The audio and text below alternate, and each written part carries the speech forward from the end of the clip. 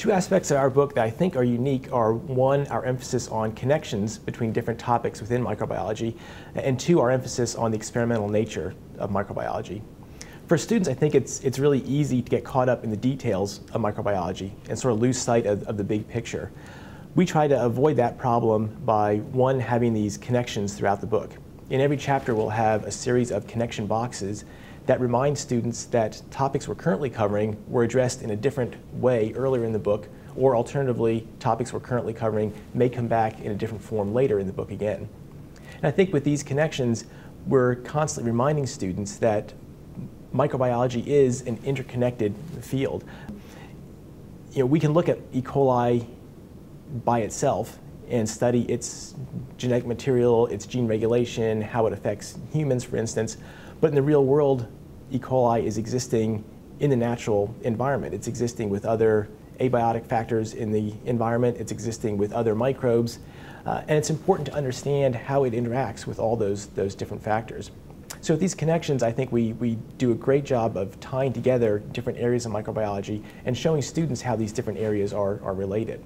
And I think for the student, that's going to positively affect his or her understanding of microbiology as a field. They won't get lost in the details, and they'll be better able to see how different areas are related.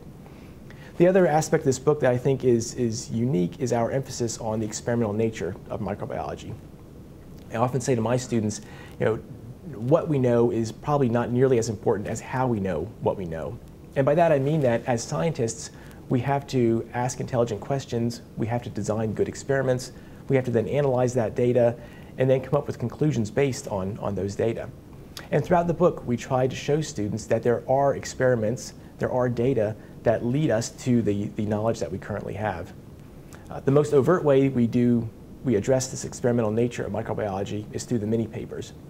In every chapter, we have a mini paper in which we take a research article, it may be a current research article or a more historical research article, and we break it down for the students.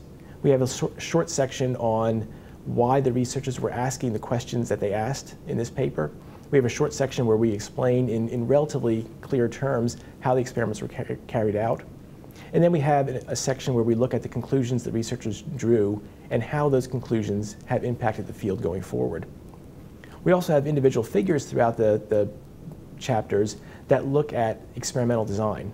So for instance, in the text, we may look at viruses and receptors, how viruses interact with receptors. We'll then focus on a specific experiment that showed the importance of this virus-receptor interaction for viral entry, and we'll have a figure that goes through the hypothesis researchers started with, the experiment they designed, the results they got, and the conclusions they drew from those experiments. So again, I think with these mini papers, these experimental figures, and descriptions in the text of different experiments, we show the students that we know the things we do because of the experiments that have been carried out. And I think this emphasis on experimentation will help the students become microbiologists. They'll not only know a lot of facts about microbiology, but they'll understand the kinds of questions microbiologists ask and the ways that microbiologists can go about addressing those questions.